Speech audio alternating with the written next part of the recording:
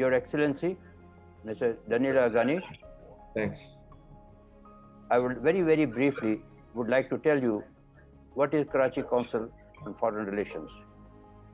About 18 years back, it was formed by our founding chairman,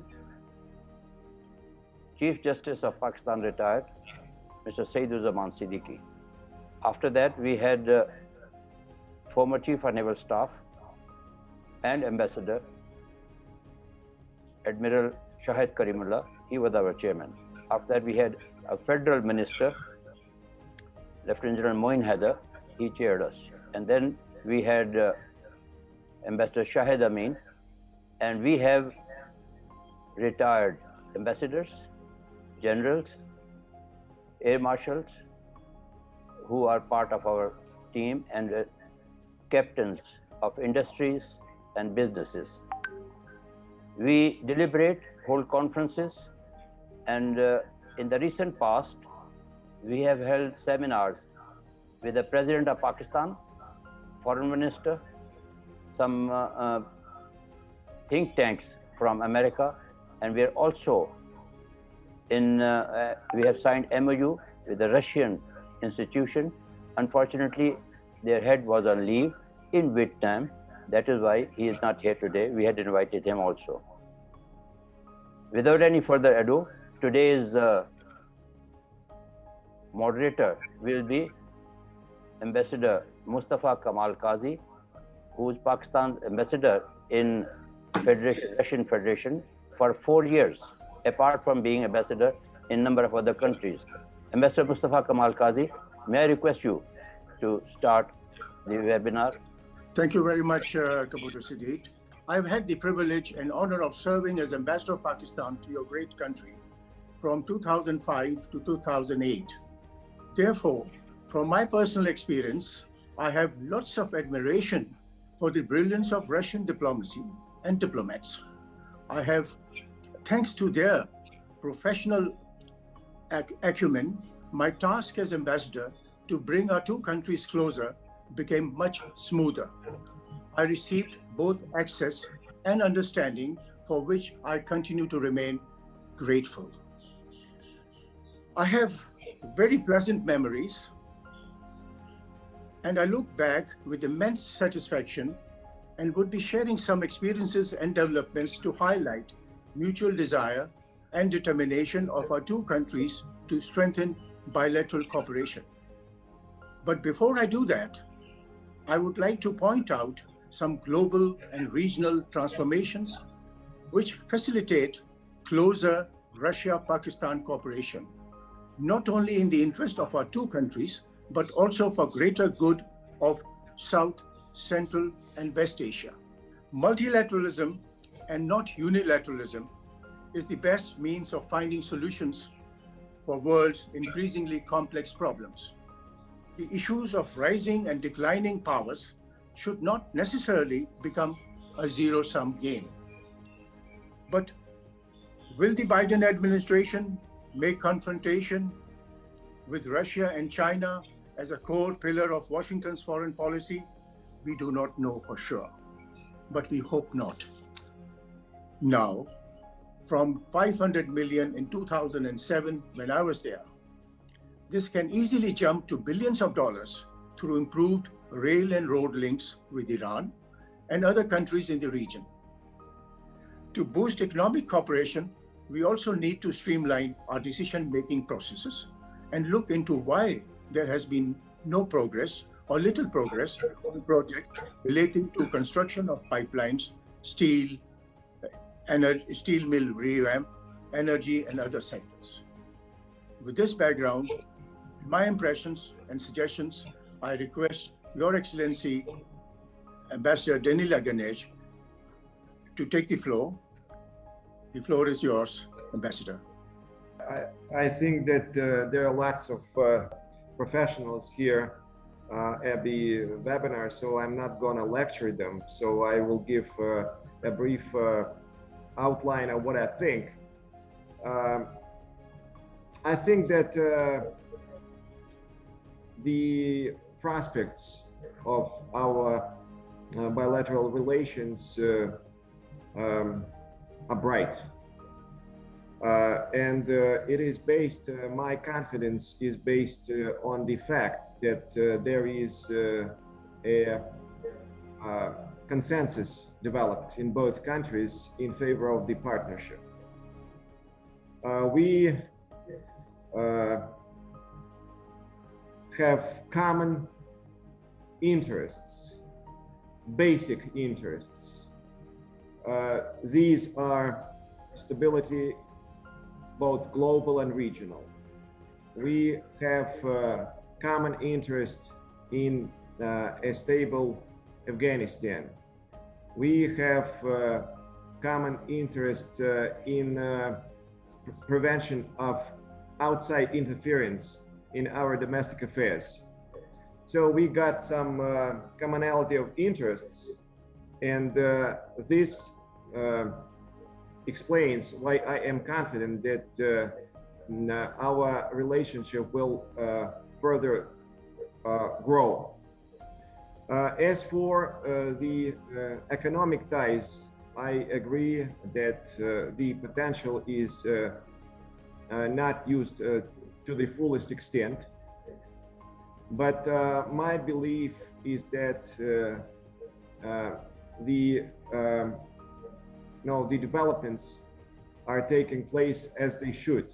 So we cannot, artificially accelerate the speed of our economic cooperation. As for Iran, we should be honest with ourselves. No major company is going to interact with Iran over some infrastructural projects because of the threat of the American sanctions. Europe, which promised to defend the cooperation with Tehran, is just conveniently silent. And I'm sure that they will keep silent unless they are given a go-ahead from Washington. So my point is that we have a mutually advantageous relationship, and this will definitely strengthen in the years to come, but it'll take some time. So then we have this Congress where there are young people. They don't know Russia at all, and they're very aggressive and hostile. So basically, as for the Russian-Pakistani relations, I'm optimistic because we have commonality of basic interests. And as for the international arena and the international developments, I'm pessimistic. I think what we're going to is a global confrontation. So with this, I would like to end my remarks, and I'm awaiting some questions, if any.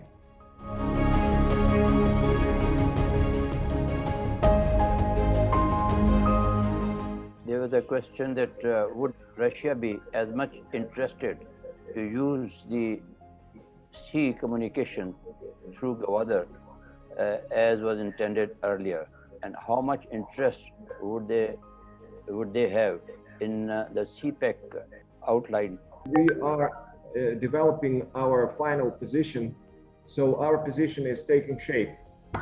But what I do know that if this project is successfully, and I would say when this project is successfully complete, indeed there will be a great number of opportunities to somehow use this facility. So I would say that we are monitoring, and I think that we should take a look at it as soon as it's complete. Thank you, sir. There's another question that between our two countries is pointing to closer relations, and that the audience has understood from the moderator and from His Excellency. And when to carry out the closer relation between our two countries, what some firm grounds should be shown for the public to go ahead. And in this connection, some infrastructures which is Pakistan is ever open to from investment outside. How much investment is expected from Russia into Pakistan? I would like to say that Russia is a developing country too. So we are not a superpower as the USSR once used to be. So we have our own moderate resources, and I'm not sure that Pakistan should expect a lot of investment from Russia at present. So what we're looking for is mutually advantageous investment which will give us some profit. So we are not going to finance like grants or how we say concessional loans. So, but we are ready to engage in mutually advantageous enterprises, if any. Though I would say that I don't see any on the agenda which would give us mutual profit. Excellency, I think Russia has tremendous expertise in energy sector and also in the pipeline sector.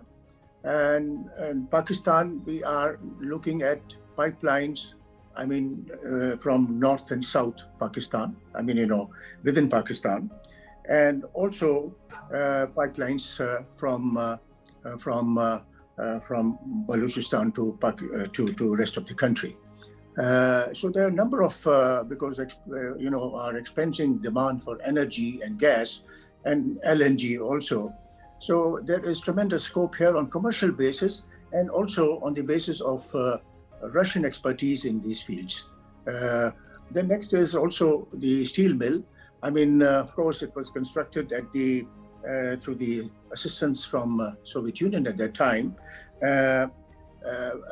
But now, I mean, whatever we have been discussing in the past, and especially in the during the time I was there in Moscow, was on commercial basis, like contractual basis, revamp from 1 million tons to 15 million tons of steel, increasing the steel mill capacity. And then we thought that we'll move on to 3,000 million tons. Eventually, of course, we went for privatization, where through the good offices of the Russian government, we got Magnitogorsk to bid for the project, and eventually, of course, unfortunately, nothing came out of it because of the judiciary and other processes. So this can bring a revolutionary change. One is talking, of course, in the future context. So basically, we are in the right direction, and we have to look not only to today, but to tomorrow as well. What are Excellency's thoughts on QUAD, the new alliance between US, Australia, Japan, and India? I think that this is another manifestation of a very aggressive policies conducted by the West in our region. And basically this is the project aimed at containing China. And I think that this approach is radically different from the Pakistani position, which is in favor of cooperation. And right now, in a couple of days, we'll have the Amman 21 international naval exercises, organized by Islamabad. Basically, this is the spirit which we want to have.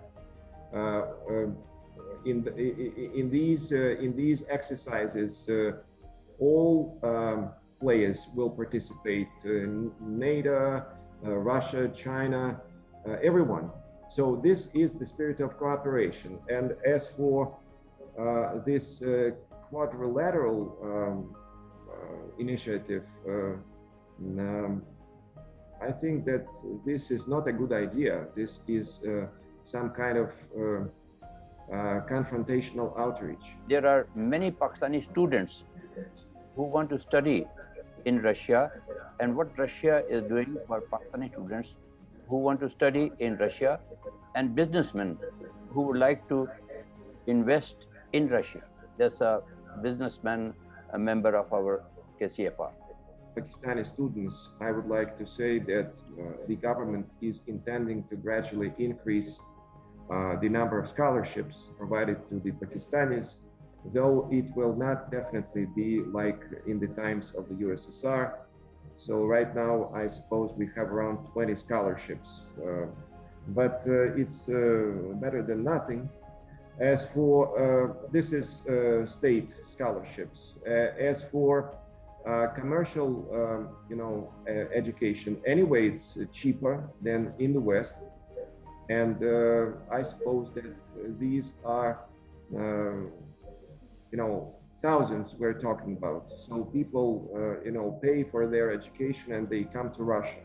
Thank you, sir. There's yet another question, and that is about the situation in South China Sea. What are your views about it? I will be honest with you. We are preoccupied with our own problems, and we try, to stay, I wouldn't say neutral, but we are not very active about this. We understand that China can protect its interests, and we are for constitutional means of resolving all differences. So basically, the difference between Russia, Pakistan, and the US approach is that we follow international law, and they are champions of the so-called rules-based order, rules which they will invent.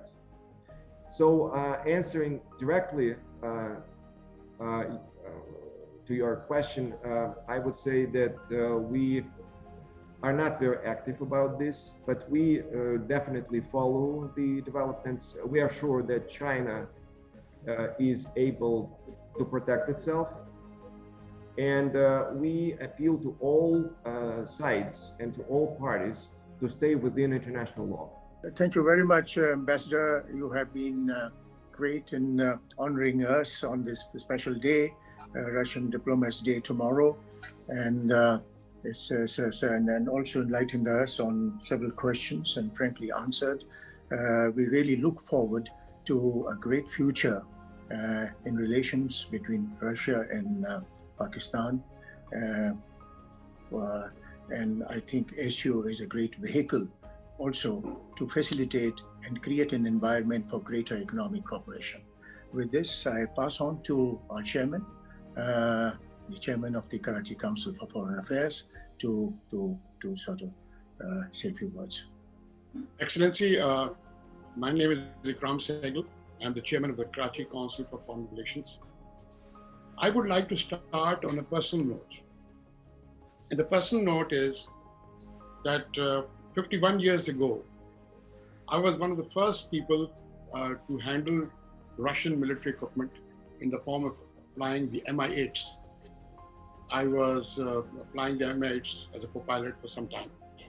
But more or less, when the Soviets sent the aid on November 13th, 1970, when there was a tremendous cyclone in then East Pakistan, and the Soviets sent 4 Mi-8 helicopters. The Mi-8 is the forerunner of the Mi-17. And at that point of time, they did tremendous work in the Bay of Bengal. And they used to fly out of Dhaka. Many times, I was flying the Commander Eastern Command and the LOA-3. But on off days, I used to accompany them. And I had a tremendous, viewpoint of the tremendous work they did. So I want to start off with that personal note to start with. I want to say this, that the other thing is, the 2 of my commanding officers, both unfortunately dead now, one General Nasirullah Khan Babar, and the other one, Major General Hidayatullah Khan Niazi, who were with us in 1970 and we were flying at that point of time on the KKH, the Karachi Highway project, and I accompanied them from Punjab down to the Wakhan corridor. So that was our first real contact with Russia, even though our pilots had flown to Kremenchuk for training earlier in the Mi-8s. Then General Niazi and General Babar and General Niazi went by road in 1990, 1991 or 1992. They went from Chaman to Kandahar to Herat to Turkandi, Sehrabad, and then they crossed over from there to to Uzbekistan, Turkmenistan, and Uzbekistan, then to the Wakhan corridor, all by road, and they came back via the Wakhan corridor, via China and the Punjab Pass. Now the point what I want to make is that was 30 years ago. Today, the Economic Cooperation Organization, which used to exist, started off as a sort of a latter thing of the regional cooperation and development. It has the road and rail communication. And the CPEC, the China-Pakistan Economic Corridor, is essentially a northeast-southwest corridor. But the real corridor is from Russia and Central Asia down to the Arabian Gulf. That is the real corridor. That is the real corridor which connects us to what we call Eurasia. And that is what we want to be. We are a part of South Asia, we are a part of Central Asia, and we are a part of the Middle East. But most of all, we are a geographical pivot. And I really carry what you say. We made a major mistake in not taking up the Soviet invitation in the 1950s to our Prime Minister to that thing. We should have remained neutral. However, there were circumstances at that time over Kashmir, etc. We had a lot of other contingency problems. We can correct that now. I really take the bottom line of what you're saying. We can be neutral. We can engage with all parties and really, really take advantage of our geopolitical position. I am very grateful to you, Excellency. You've taken a lot of time, and I'm very grateful to you for having taken that time. And I hope that you will remain engaged with the Karachi Council for Foreign Relations. You actually have come on a day which is a great day for us. Yesterday we signed a memorandum of understanding along with our previous chairman, the Jinnah Society, for taking over the Flagstaff House, which used to be taken over, which was actually the property of the founder of the nation, Qaid Azam. And in fact, we are building the Qaid Center, which will be really a first-class, world-class center. And today is the first day that we have got it. So thank you, Excellency, for being with us on this very important day for us. So much. Thank you. Thank you.